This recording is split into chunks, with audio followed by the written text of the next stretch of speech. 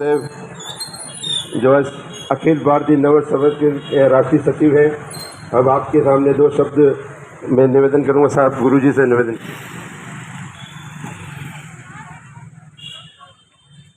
भारत माता की ऊर्जावान रहिए, ऐसे ठंडे नहीं। आज आपको सम्मान मिलने वाला है। हमारे आज के कार्यक्रम के मुख्य अतिथि आदरणीय यशवंत जी पालीवाल, जो सेवा के पर्याय हैं। सेवा भारती के माध्यम से आप अनेक ऐसे प्रकल्प बहुत ही कम दाम पर गुजरात के उन डॉक्टर्स को बुलाकर सेवा कर रहे हैं। मैं समझता हूँ ये अपने आप में अनूठा उदाहरण है। यशवंत जी का मैं नववर्ष समारोह समिति की ओर से स्वागत अभिनंदन करता हूँ। मैं हमारे इस क्षेत्र के एसआई साहब आदरणीय सरदार सिंह जी साहब का भी मैं इस अवसर पर स्वागत करता हूँ। हमारी और आदरणीय ओमवीर सिंह जी जो पधारे, उनका भी यहाँ पर स्वागत है। आदरणीय सभी सम्मानित होने वाले अतिथियों के बीच में हमारी कोर कमेटी के सभी मेंबर्स यहाँ उपस्थित हैं।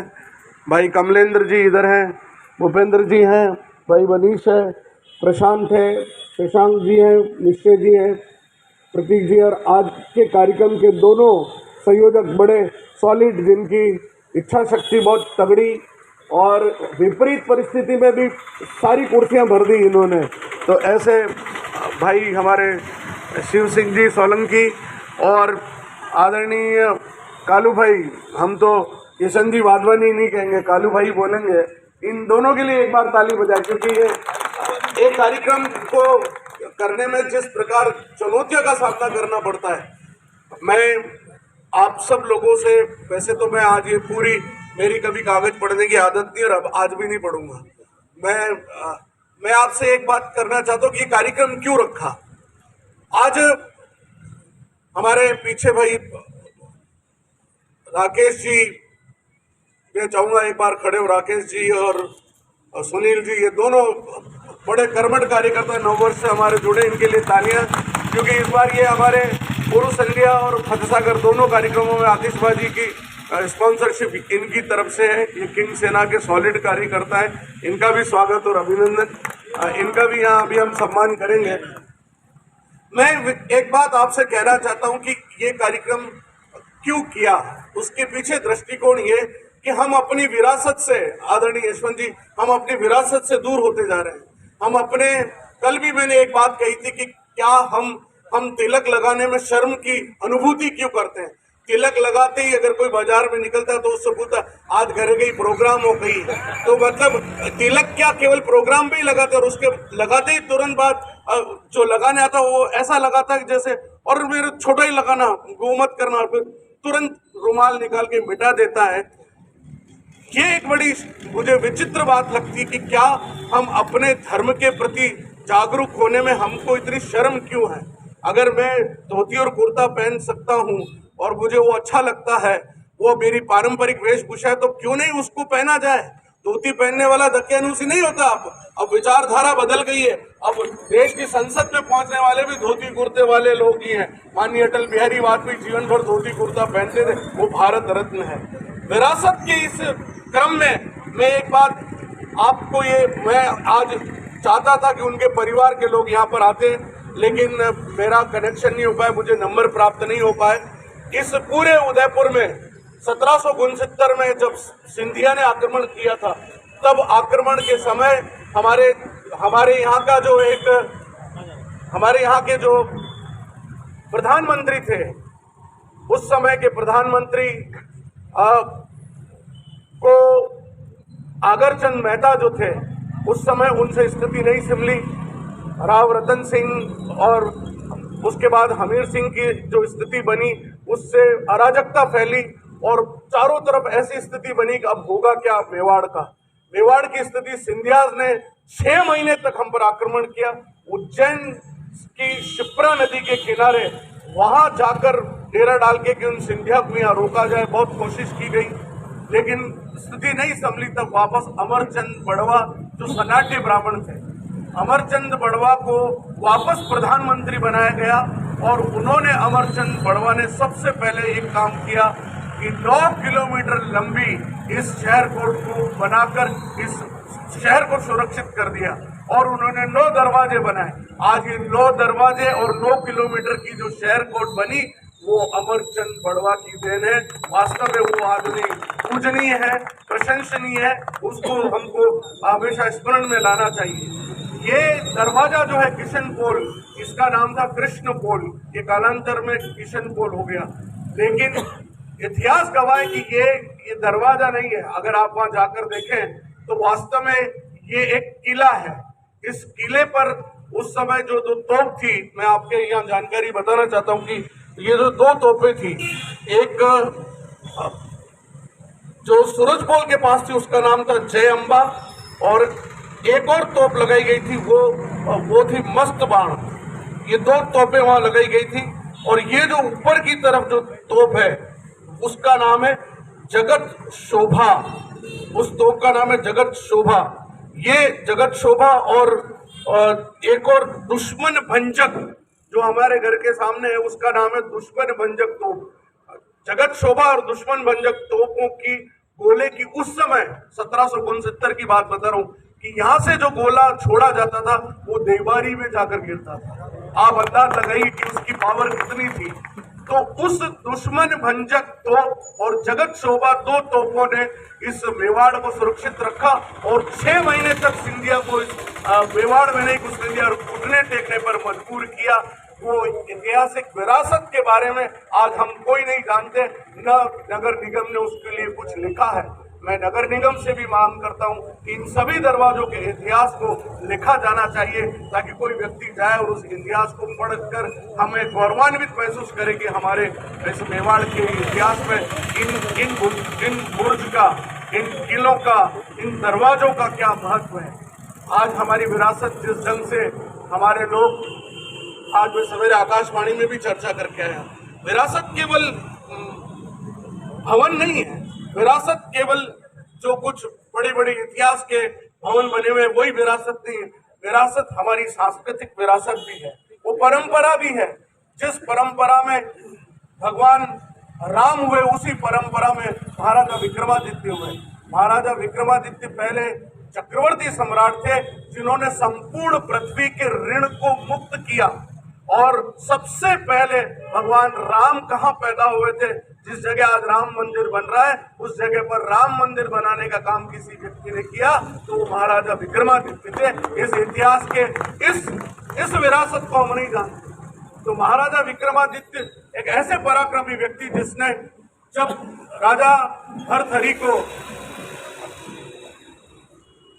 एक तरह से राजा भोज को, भर्तहरि तो उनके भाई थे, बेटे थे, राजा भोज ने जब शकों से आक्रमण के बाद उनका राजपाट छिन गया तो भर्तहरि और विक्रमादित्य जंगलों में चले गए। और जंगलों में जाने के बाद अब करे तो क्या करे, उन्होंने साधु, जो नागा साधु थे, उनको त्रिशूल दीक्षा सबसे पहले उन्होंने की। और वो त्रिशूल दीक्षा जब उन्होंने करी और उन्होंने कहा कि कुंभ जब उज्जैन में लगेगा, अवंतिका नगरी में, तो आप सब लोगों को वो त्रिशूल लेकर आना है।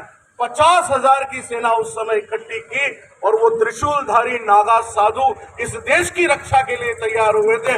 उन्होंने शकों को बाहर किया और उसके बाद पुनः विक्रमादित्य को सम्राट बनाकर उस अवंतिका नगरी पर राज करने के बाद ये जो संवत का जो 0 डिग्री है, इस पूरी पृथ्वी का अगर यदि कोई केंद्र पंचांग का है तो उज्जैन के पास 22 किलोमीटर डोबरा गांव है। वहां पर ये सारा पंचांग, जिसे तुम लोग जंतर मंतर कहते हो, वो जंतर मंतर कुछ नहीं है। ये सब हमारी सौर वेधशालाएं थी जिनको वो समझ में नहीं आया मुगलों को, तो उसको जंतर मंतर नाम दे दिया। ये जंतर मंतर कुछ नहीं है, ये पूरी हमारी वैज्ञानिक सौर वेधशालाएं थी जिसके आधार पर हर वर्ष का पंचांग तय होता था कि इतने डिग्री पर आज सूरज की किरणें पड़ रही है। बालाजी सुनिए, ये जितने डिग्री पर आज सूरज की किरणें गिर रही है, इसके बाद इस क्या स्थिति बनेगी, कौन सी फसल इस साल ज्यादा अच्छी होगी, इतनी सटीक भविष्यवाणी कोई करता था तो हमारा पंचांग करता था। और पंचांग वैदिक काल से चला है। भगवान महादेव इसके प्रवर्तक हैं। विक्रमादित्य ने पंचांग नहीं बनाया, भगवान महादेव ने बनाया। लेकिन चूंकि विक्रमादित्य ने सबको ऋण मुक्त किया, उनके सम्मान के लिए उनके जन्मदिन से चैत्र शुक्ल एकम के दिन महाराजा विक्रमादित्य की जयंती भी है, उसको सम्मान देने के लिए विक्रम संवत नाम दिया।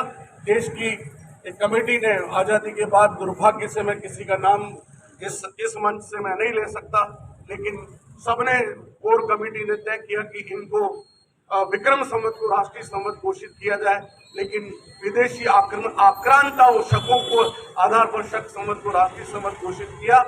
मैं अखिल भारतीय नववर्ष समारोह समिति के राष्ट्रीय सचिव होने के नाते इस मेवाड़ महाराणा प्रताप की धरा से ये मांग करता हूं कि विक्रम संवत को राष्ट्रीय संवत घोषित किया जाए और महाराजा विक्रमादित्य की जो ये प्रतिमा है, ये लोकसभा में लगे, मैं व्यक्तिशः ओम जी बिरला से मिलकर आया और उन्होंने मुझे कहा है कि ये प्रतिमा वहां लगेगी। अगर ये लग जाती है तो हमारी विजय है। हमारी विजय तो हो गई।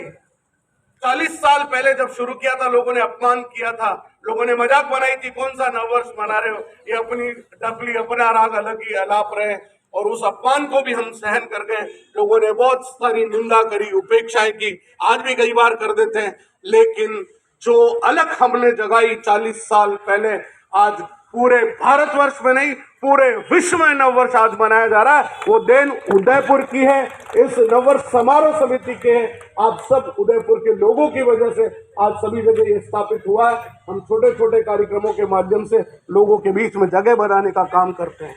आज उदयपुर का बच्चा ये जानता है कि सड़क पर खड़े होकर बच्चा जब तिलक लगाता है तो उसके अंदर वो कॉन्फिडेंस डेवलप होता है अपनी संस्कृति कि मैं देश के लिए कुछ कर रहा हूँ। आदरणीय लता दीदी जब उदयपुर में आ रही थी तो बच्चों ने रोक दिया, लोगों को नहीं पता था कि ये लता मंगेशकर इस गाड़ी में, उन बच्चों ने गाड़ी रोकी, ड्राइवर रोक नहीं रहा था, फिर लता दीदी ने कहा गाड़ी रोको, गाड़ी रोकी उन्होंने, लता दीदी के आगे दोना किया, इसमें काली मिर्च मिश्री और नीम की कौपले थी, और लता दीदी ने पूछा ये क्या कर रहे हो, कि हम आपको नव संवत्सर की शुभकामनाएं दे रहे हैं। अरे तुम गुड़ी पाड़वा मना रहे हो, महाराष्ट्र में इसको गुड़ी पाड़वा बोलते हैं, गुड़ी पाड़वा मना रहे हो। ये कितने गर्व की बात है कि जिस स्कूल के बच्चे इतने अच्छे हैं, इस देश का भविष्य कितना अच्छा होगा। ये हम सब के लिए गर्व की बात है कि हम भारतवर्ष में भारतीय होने पर अगर गर्व न कर सके, हम अपना नया साल न मना सके, 31 दिसंबर की रात केवल हुड़दंग मचाकर, दारू पीकर और सवेरे हैंगओवर के साथ जो उठ के पता नहीं कौन सा नया साल मनाते हैं, इस नववर्ष पे तो कौपले भी नई खिल जाती है, प्रकृति भी नया श्रृंगार धर लेती है, और जो वातावरण होता है वो इतना सुखद होता है, अनुभूति होती है अंदर से। इसी समय कौमुदी उत्सव होता है, इसी समय वसंतोत्सव भी होता है। इस समय हम अपनी नई ऊर्जा के साथ, ऐसे मान्यता आयुर्वेद में कि रक्त का संचरण भी दूसरा हो जाता है, नया रक्त बनने लगता है, नई फसल होती है। आइए अपने निज पर गौरव कर सके। आप सबको सम्मान इसलिए दे रहे हैं, आप पहले से सम्मानित हैं। सम्मान इसलिए कि विक्रमादित्य का नाम आपके घरों में जाए, इसलिए इसका नाम विक्रम गौरव सम्मान है। और जब आप हमसे जुड़ेंगे तो हमारे सब कार्यक्रमों से भी जुड़ेंगे। अब जब कार्यक्रमों से जुड़ेंगे तो अगली बार दूध तले पर तो आप जानते हैं कि हमने भीड़ इकट्ठी करनी, तो हमने भीड़ 1 लाख से ज़्यादा इकट्ठी की। अरुण गोविल को जब बुलाया था तब यहाँ पर एमबीसी के जवानों को लाठीचार्ज करना पड़ा, इतनी भीड़ हो गई थी। तो भीड़ इकट्ठी करना हमारा मकसद नहीं, जागरूकता लाना हमारा मकसद है। उसके लिए हम निरंतर आखिरी सांस तक लगे रहेंगे। श्रद्धेय आचार्य जी को नमन करते हुए महाराजा विक्रमादित्य के कहीं न कहीं कोई अंश शायद हम में प्रवाहित होकर वो मिट्टी के कण कहीं हमसे छू गए होंगे, इसलिए विक्रमादित्य के प्रति हमारा प्रेम और लगाव अपने आप इतना जाग गया कि मैंने इस पर पुस्तक भी लिख दी। और हो सकता है कि आने वाले समय में सरकार लगाए न लगाए, मैं जन सहयोग से एक मूर्ति, बड़ी आदम कद की धातु की मूर्ति मेवाड़ में लगाऊंगा, ये मेरा पूरा वादा है। ठीक है जी, कहीं न कहीं जो जगह मिलेगी वहाँ लगाएंगे। इच्छा तो ये कि दूध तलाई पर ही लगाएंगे, तो दूध तलाई पर वो मूर्ति लगेगी। एक आज के दोनों आयोजकों को, भाई शिव जी को, किशन जी को, समन्वयक ललित जी को, और हमारी इस रथ यात्रा के जो परिक्रमा यात्रा के संयोजक भाई जयपाल जी को, इन सबको साधुवाद की विपरीत परिस्थिति में रात दिन ये सब लोग आलोक के कार्यकर्ता वो हैं जो कभी पिक्चर में नहीं आते, इनके कोई फोटो नहीं आते, इनके कोई अखबार में नाम नहीं आते, ये दिन रात मेहनत करते हैं। तो मैं इनको कहता हूँ कि निस्वार्थ भाव से सवेरे स्कूल में ड्यूटी देते हैं और शाम को ऐसे कामों में आते हैं। और कौन से लोग आते हैं, कौन समय देता है? एक बार इन आलोक संस्थान के कार्यकर्ताओं के लिए ताली बजाइए जो अपना समय और एनर्जी और ऊर्जा ये इसमें लगा रहे हैं। मैं आदरणीय यशवंत जी का आभारी हूँ कि इन्होंने मुझे एक अच्छी बात बताई कि 2040 से किया, तो अब जब भी कार्ड बने तो उसमें लिखो कि यहाँ इस वर्ष और 1900 भी उसमें जोड़ो कि वहाँ से हमने प्रारंभ किया, अनवरत आज तक जारी है। बहुत बहुत आभार। अब और कोई भाषण नहीं होना है, मेरा ही भाषण होना है। और मेरे भाषण में मैं किसी को बोर नहीं करता हूँ, लोग सुनना पसंद करते हैं और आखिर तक सुनते हैं। इसके लिए आप सबका आभार। और भाई शिवजी और किशन जी अब जिन जिनका सम्मान कराना चाहे, आज हमने दूसरा काम कर दिया। हमने कहा गौरव सम्मान दे रहे तो गले में ही गौरव लटकाओ, तो आज हमने आपको मेडल पहनाने की सोची है, तो गौरव सम्मान के रूप में। और त्रिवेणी संगम पर वहाँ करते तो जंगल में मोर नाचा किसने देखा?